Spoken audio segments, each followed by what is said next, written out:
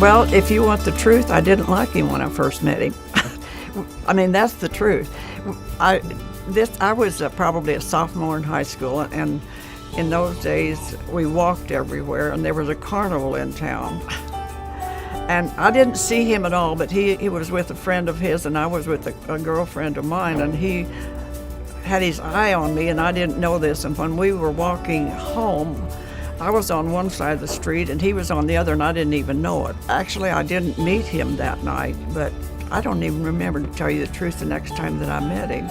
But we were sophomores in high school and went together from then on, you know, and I dated him and just gradually grew in love with him.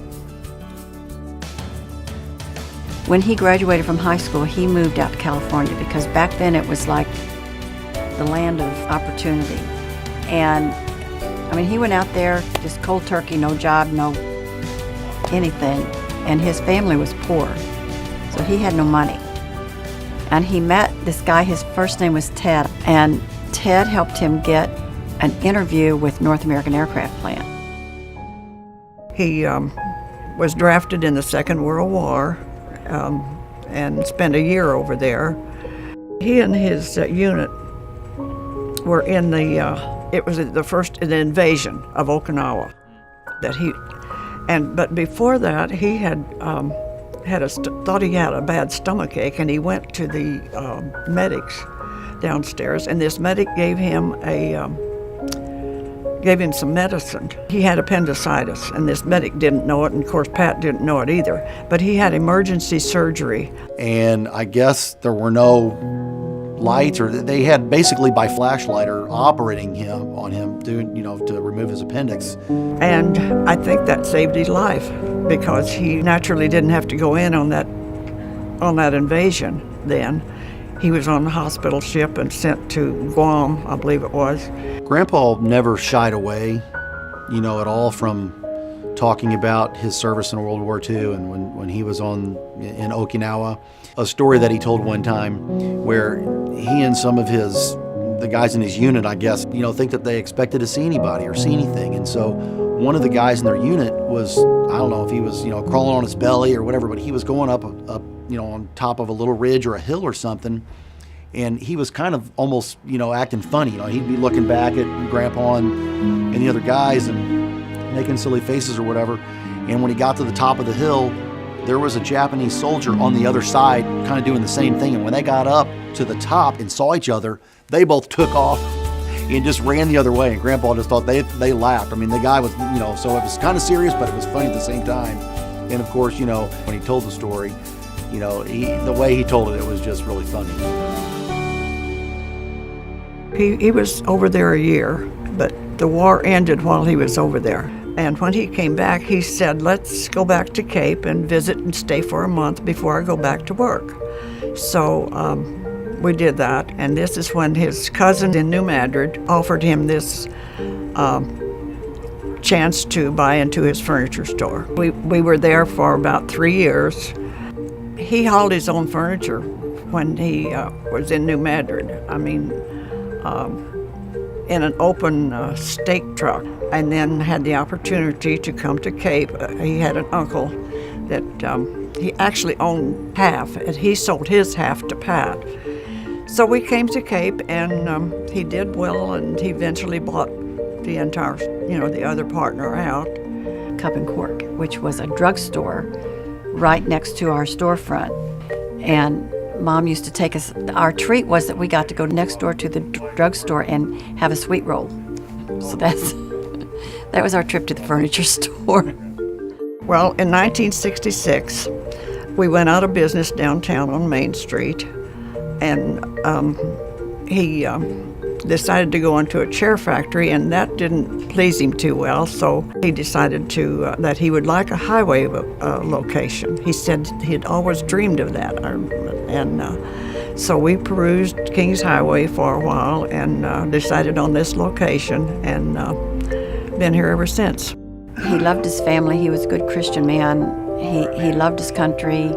He was very proud of the fact that he was able to start his own business to earn money for a living. Grandpa's work ethic was just through the roof. I mean, Grandpa, I think it was told that he was pretty much supporting himself since he was around, 12 or 13 years old. He supported himself. So Grandpa always had an extremely hard work ethic. And, that translated down through all of his kids and grandkids, and like those things do, these family traits, they sort of filter down. Family was everything to him. I mean, his business was his business, and he sunk himself into it wholeheartedly, but it was, as a kid, I don't even remember him being at the store. I know he was, but I just remember him taking us hunting and fishing and doing things like that outdoors down at the lake, and we had a swimming pool and swimming, and he was just one of the guys, one of the kids, so to speak. He was right in the middle of us all the time. I think one of my most favorite memories with Grandpa, other than going to the lake and water skiing, hunting, fishing, all those things, every fall, we would go cut wood, and Grandpa always knew enough people, and everybody, that's another thing too, if somebody had a down tree, if they had a tree that was down, they needed it removed, a lot of people would call Grandpa. Why? Because they know when he was finished, it would all be cleaned up. I mean, he wouldn't just go take what he needed and leave the mess for somebody else to clean up. And he was always, careful about, leaving it better than the way you found it. But we would go cut wood, and we had our chainsaws and axes and wood splitters and all that kind of stuff. And that is by far some of my favorite memories, is cutting wood with Grandpa and my dad and my brother. I was very much into my coaching and teaching at Lindbergh High School up in St. Louis, and I coached for 13 years. I coached football and baseball and tennis 1 year. One day out of the clear blue sky, he called because he needed someone to take the store over. His son had already left and opened up his own store, and so he didn't want to just let sell the store, and because he'd worked so hard all of his life for it. Of course, I did not give him an answer immediately. Something that Carol and I always do, we talk about things, and we talked about it, and she, gave her opinion, and I told her what I felt like we could do, and I really wanted to get out of St. Louis. I made a decision to come back to Cape because I really loved Cape, and we always kind of missed Cape, but we wanted to come back, and so we made the decision to come back. And the day I hit town is the day I went to work. I like to work. I actually worked for him when I was in college, but I didn't work for him before that. But we were in the store every day. My earliest memories of actually working at the furniture store, when we were in high school, Saturday mornings, we're laying in bed and the phone rings, and we know it's Dad wanting us to come to work in the warehouse. You're a high school kid, you're wanting to sleep in, and the phone rings, and it's just what the time of the morning it is. It's Dad calling, wanting us to come to work, and we're like, oh man, he's gonna want us to go to work.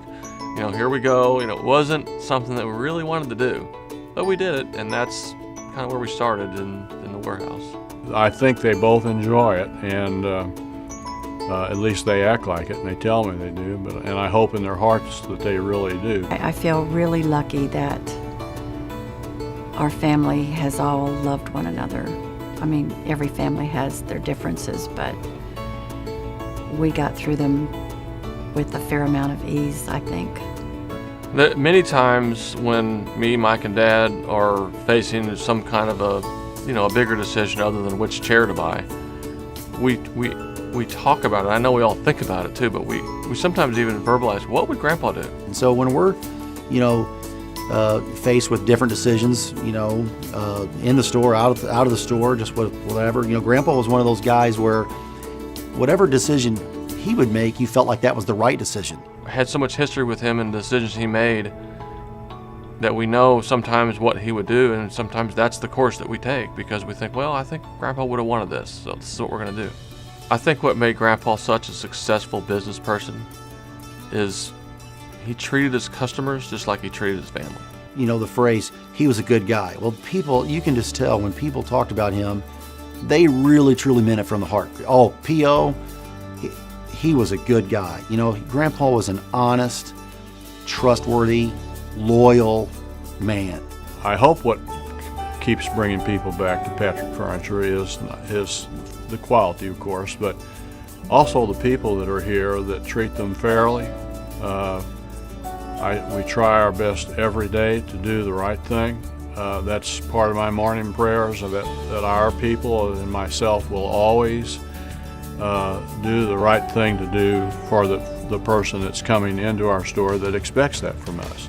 The future is bright, I think, because I have a legacy with my sons that couldn't, if I walked away today, they wouldn't skip a beat. You know, they are really the lifeblood of the store. If Grandpa were here today, you know, he would be proud of my dad and my mom on the way that they have, you know, carried on things. He'd be proud of his 2 grandsons who, you know, try to, you know, keep that tradition of taking care of the customer and good hard work ethic and all those things that we talked about. He would be proud. What's next for the next generations to come? You know, I don't know who it is. You know, my brother has 7 children and I have 5. So I'd say there's a pretty good opportunity, a pretty good chance that, you know, somebody is going to want to carry on that legacy and that tradition of Patrick Furniture. It is truly a family business from the ink to the pink.